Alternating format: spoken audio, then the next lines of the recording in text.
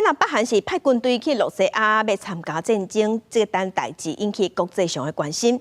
北约秘书长8日的时证实讲，有看到北韩的军队即马是部署伫和乌克兰进攻的库斯克地区。这唔哪甲这场战争的态势有关，嘛威胁印太区域的安全。美国国防部即马就表示，准讲北韩加入罗西亚去拍乌克兰，安尼就袂阁限制乌克兰来使用美国援助的武器。Today, I can confirm that North Korean troops have been sent to Russia and that North Korean military units have been deployed to the Kursk region. 北约秘书长吕特日白是根据南韩提供的情报证实讲，北韩已经向罗西亚派差不多1万的士兵去帮助俄罗战争。吕特讲，这是普廷渐渐绝望的迹象，因为罗西亚在俄罗战争内面已经消磨60万的兵力，若无外国的支持，是无法度维持对乌克兰的攻击。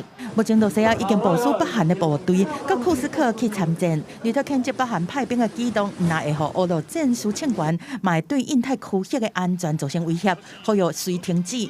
不过，正拄好的是，北韩外相崔成基嘛伫同一天启程去莫斯科，罗西亚驻兵种大使特别去机场送伊。这是崔成基6礼拜来第2摆访问罗西亚，当然是加深外界对兵种卷入俄罗战争的烦恼。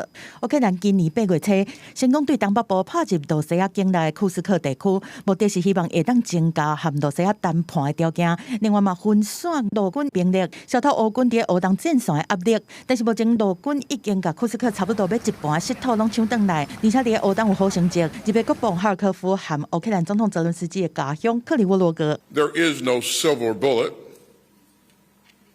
no single capability will turn the tide. No one system will end Putin's assault. What matters is the way that Ukraine fights back.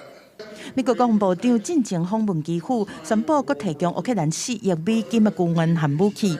美国捌要求乌克兰袂当使用因提供的登陆飞弹来攻击罗西亚本土。不过，国务院进前表示讲，若北韩部队参战，美方袂佮对乌克兰使用美国武器新增限制。公司新闻张惠敏编译。